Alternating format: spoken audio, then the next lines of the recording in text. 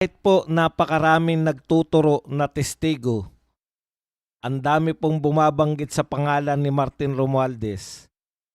Pagdating po kay Ping Lacson, absuelto pa rin. O pagdating po kay Ping Lacson ay wala pa ring sapat na ebidensya. Ito po ang pahayag ni Ping Lacson. Hindi sapat ang ebidensya laban kay Romualdez. Iginiit ni Senator Pampilo Lacson na sa kasalukuyang yugto ng investigasyon, hindi pa sapat ang ebidensya upang idiin o direktang iugnay si Martin Romualdez sa mga alegasyon ng anomalya kaugnay ng isyong South Forbes Park. Ayon kay Lacson, bagamat may mga lumulutang na impormasyon at pahayag ng ilang testigo, kulang pa ang mga ito upang umabot sa antas ng legal na pananagutan. Wala pa aniyang naihahing matibay na dokumento o konkretong patunay na direkta nag-ugnay kay Romualdez sa anumang illegal na transaksyon. Sa ngayon, hindi sapat yung impormasyon para ma-implicate, not even implicate the former speaker. This is just a lead. And of course, dininay naman ni Curly Discaya. So let's leave it at that. Ay, sa totoo lang po, yan po ang problema no? Kung yung purpose mo, iligtas si Martin Romualdez, di ba? Nagpapauso ka ng mga may testigo ka eh. Ito bakit po nagkaroon po na issue diyan sa South Forbes Park? Ano po yung issue diyan? Ang issue lang naman diyan, ikaw mismo naglabas no sa yung mga isa sa mga press conference mo. Alam mo, Senator Lacson, mas exciting pa yung press conference mo sa Blue Ribbon Committee kaysa yung actual na Blue Ribbon Committee hearing. Alam mo kung bakit? Ang dami mong ang dami mong yung pakagat. Sabi mo, meron kang testigo na lalabas na magpapatunay na naging may kaugnayan si Discaya at si Romualdez dito sa pagbili di umano, parang pinalalabas nyo pa na gustong maging front, no?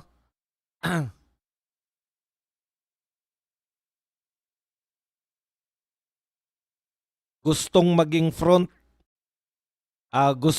ginawang front ni Discaya, parang ganun ang dating sa amin eh. Tapos ikaw mismo ang naglabas nung testigo. Eto lang Senator Ping Lacson. Alam ko hindi mo ilalabas yung testigo na yan kung wala kang purpose. 'Di ba? Ano yung purpose mo? Bakit mo inilabas sa Blue Ribbon? Nakita mo ba si Marcoleta? Kung paano siya maglabas ng testigo? Nung Blue Ribbon Committee chair siya, kung paano, kahit na nga hindi sa chair, si Gutesa, ikaw na chairman nun eh. Nakita mo ba kung paano maglabas si Marcoleta? Masyado siyang maingat, no? Kaya nga pinanumpa niya pa si Gutesa, baka kasi meron pang affidavit si Gutesa eh. Baka kasi pagdating dun sa hearing, iba na sabihin ni Gutesa, hindi na yung sinabi sa kanya. Hindi mo ba in-interview man lang yan dalawang nakatago ang mukha na testigo mo? Kasi gusto mo bang palabasin ngayon na wala lang silbi yung mga testigo mo? Ang tanong, bakit mo pa sila inilabas kung wala naman pala silang sasabihin na mag-i-implicate sa kay Romualdez? Kasi testigo sila laban kay Romualdez eh. Laban kay Romualdez at Discaya. Curly Discaya. Ngayon, ang tanong ko lang, hindi mo ba in-interview yung mga yan? Wala ka bang ideya kung ano sasabihin nila? Kaya sayang, 6 na oras, sayang yung panonood ng mga tao kasi ang purpose mo naman pala eh sabihin na wala pang malinaw na ebidensya laban kay Martin Romualdez.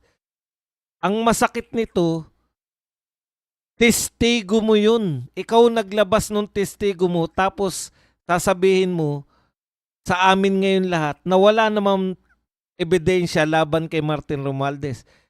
In the first place, bakit mo pa sila inilabas? Dapat nag-focus ka na lang sa iba. Alam mo yun?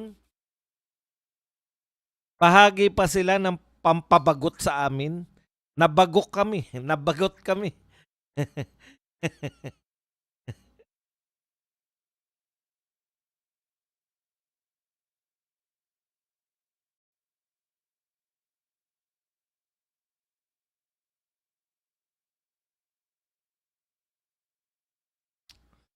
Kumbaga, alam mo na ngang walang katuturan.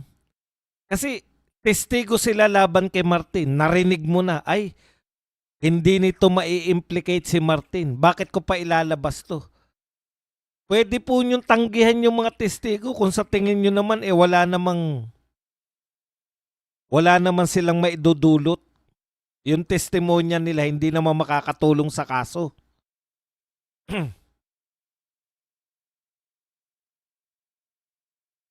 Ano po sino po dinidiin nila? Wala lang.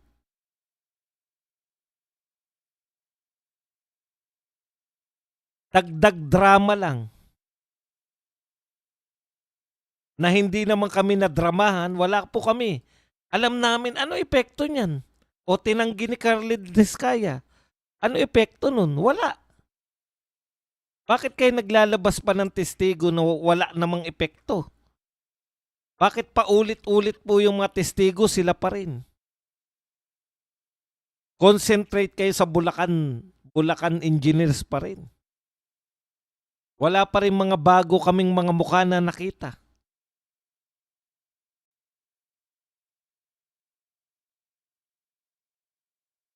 O ang gusto nyo talagang palabasin na wala talagang matibay na ebidensya laban kay Martin. Hindi mo naman pinupurso yung matitibay na lead. Di ba? May mga matitibay ng lead laban kay Martin, ayaw mong tumbukin. Naghahanap ka pa ng ibang distraction. Kukuha ka ng testigo para sabihin na hindi matibay yung ebidensya laban kay Martin Romualdez.